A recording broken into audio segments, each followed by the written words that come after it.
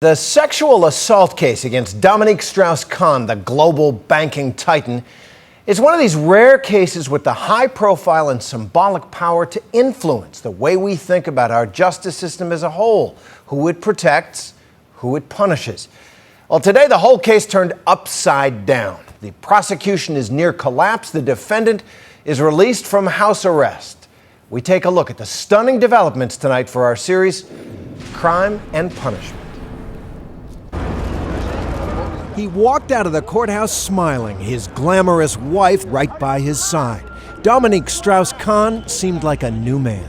This defendant is charged with criminal sexual acts in the first degree, attempted rape in the first degree. Just 6 weeks ago, he looked like a broken man, hulking and unshaven after a night in jail as he faced serious sexual assault charges. But today in court, the shocking reversal. Prosecutors themselves publicly declared that new facts have come to light about Strauss-Kahn's accuser that have led them to doubt their own case. All of this has caused us to reassess the position we have advanced to this court about the strength of the case. Strauss-Kahn's super strict bail conditions were rescinded. He was released on his own recognizance. Thank you, Your Honor.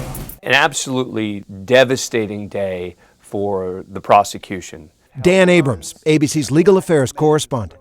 These are prosecutors who a month ago were saying, this man is so dangerous that we have to keep him behind bars. We can't even release him on bail.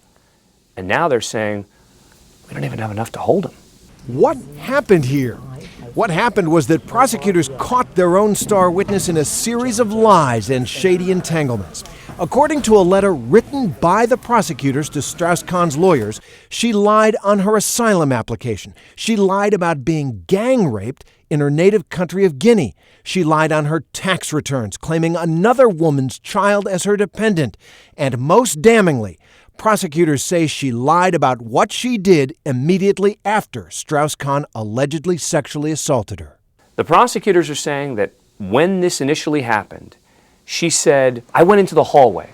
I waited for him to get into the elevator, and then I reported it. Now she's changed her story, they say, and says instead, I started cleaning another room. I went back to this room. I started cleaning that room again, and then I reported it. An inconsistent statement about what she did immediately after the alleged attack is absolutely crippling to the prosecution. Outside the courthouse, Strauss-Kahn's lawyers were ecstatic. We are absolutely convinced that while today is a first giant step in the right direction, the next step will lead to a complete dismissal of the charges. This is a sad day for sex crime victims everywhere. Robin Sachs is a former sex crimes prosecutor in Los Angeles and a longtime victims advocate. The problem is that the investigators had to go prod and go through tons of information following already the filing of a case, which makes her look like not only did she lie, but she attempted to hide the lies. That's what makes this case bad. And yet, something happened in that hotel room. Both sides acknowledge that Strauss-Kahn and the hotel housekeeper who's accused him had a sexual encounter. Was it consensual, as he says, or was it an assault? The only defense that Dominique Strauss-Kahn has is that this sexual encounter was consensual.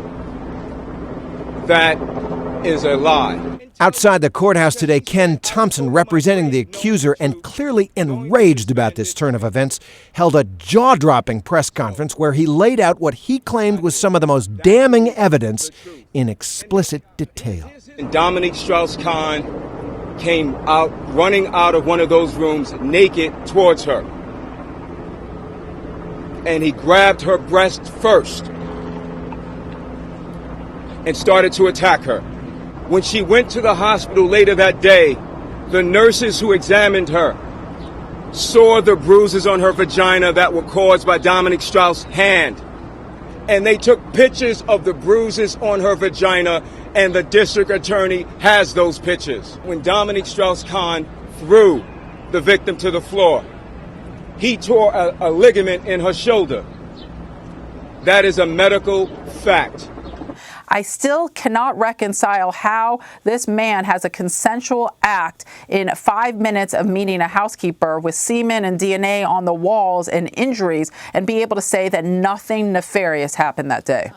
And remember this, other women have come forward to claim Strauss-Kahn was sexually aggressive with them, including this French writer who spoke about it on TV. Donc ça s'est fini très très violemment, puisque je lui ai dit clairement, ah non mais on s'est battu au sol, pas qu'une paire de baffes, on a donné, enfin moi j'ai donné des coups de pied. But the catalog of lies the alleged victim in New York has told makes any prosecution almost impossible. Is this case over? I don't see how a case moves forward where the DA's office doesn't believe the single most important witness in the case. He was smiling today, and with good reason. And Strauss-Kahn was spotted tonight leaving an Italian restaurant on Manhattan's Tony Upper East Side, really enjoying, no doubt, his new freedom of movement.